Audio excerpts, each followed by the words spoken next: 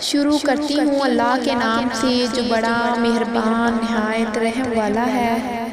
آج میں آپ کو محرم الاحرام کی فضیلت کے بارے میں بتانے والی ہوں۔ محرم الاحرام میں کن کن مقدس ہستیوں کے ساتھ کون کون سے معجزات ہوئے۔ سب سے پہلے ہم بات کریں گے کہ محرم الاحرام کو محرم کیوں کہا جاتا ہے۔ اسلامی سال یعنی قمری سال یا سینائی ہجری سال کا پہلا مہینہ محرم الاحرام کا بابرکت مقدس مہینہ ہے۔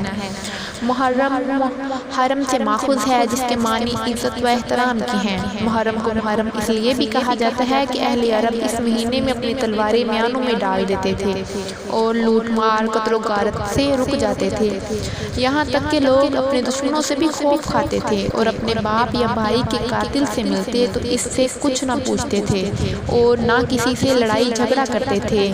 گویا زمانۂ جہالت میں بھی لوگ محرم کا احترام کرتے تھے اور اس مہینے میں کسی انسان کے قتل اور جنگ و جدال کو حرام سمجھتے تھے۔ اللہ کے محبوب کریم صلی اللہ علیہ وآلہ وسلم کی آمد کے بعد اسلام میں اس مبارک مہینے کی حرمت و عظمت اور زیادہ ہو گئی۔ قرآن مجید میں ارشاد ہے کہ بے شک اللہ کی کتاب میں اللہ کے نزدیک گنتی کے اس وقت 12 مہینے ہیں جب سے اس نے آسمان زمین بنائے ہیں۔ ان مہینوں میں سے 4 حرمت والے ہیں، یہ سیدھا دین ہے، تو ان مہینوں میں اپنی جانوں پر ظلم مت کرو۔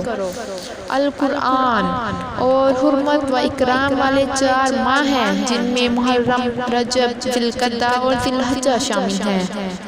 ایک بار کسی نے رسول کریم صلی اللہ علیہ وآلہ وسلم سے عرض کی کہ یا رسول صلی اللہ علیہ وآلہ وسلم، فرض نماز کے بعد کون سی نماز افضل ہے اور رمضان کے فرض روزوں کے بعد کس مہینے کے روزے افضل ہیں؟ سرکار دو عالم صلی اللہ علیہ وآلہ وسلم نے ارشاد فرمایا، فرض نماز کے بعد سب سے افضل نماز نماز تہجد ہے اور رمضان کے فرض روزوں کے بعد سب سے افضل روزے محرم الاحرام کے ہیں۔ ایک اور جگہ نبی کریم صلی اللہ علیہ وآلہ وسلم نے ارشاد فرمایا کہ جو شخص محرم الاحرام میں روزے رکھتا ہے تو اسے ہر روزے کے بدلے میں 30 روزوں کا ثواب ملتا ہے۔ رسول پاک صلی اللہ علیہ وآلہ وسلم کا ارشاد ہے کہ جو شخص محرم الاحرام میں پہلے 10 دن تک مسلسل روزے رکھے گا گویا اس نے 10,000 سال اس طرح عبادت کی کہ رات میں قیام کیا اور دن میں روزہ رکھا۔ اس ماہ مقدس کا 10واں دن یوم عاشورہ کہلاتا ہے۔ عاشورہ سریانی زبان کا لفظ ہے جس کے معنی جامع برکات کے ہیں اور یہ یوم عاشورہ ہر سال مسلمانوں کی جامع برکات بن کر آتا ہے، اسی لیے عرب نے اس دن کو عاشورہ کا نام مرسوم کیا۔ علماء کا کہنا ہے کہ اللہ نے اسی دن کو عرشی، کرسی، لوح قلم، جنت، حضرت آدم علیہ السلام، اما حوا، زمین و آسمان اور ارواح کو پیدا فرمایا۔ اسی دن حضرت آدم علیہ السلام کو ولادت ہوئی، اسی دن آگ میں پھینکا گیا، اسی دن آگ گلزار بنی، اسی دن اللہ نے بنی اسرائیل کو فرعون کے ظلم سے نجات دلائی۔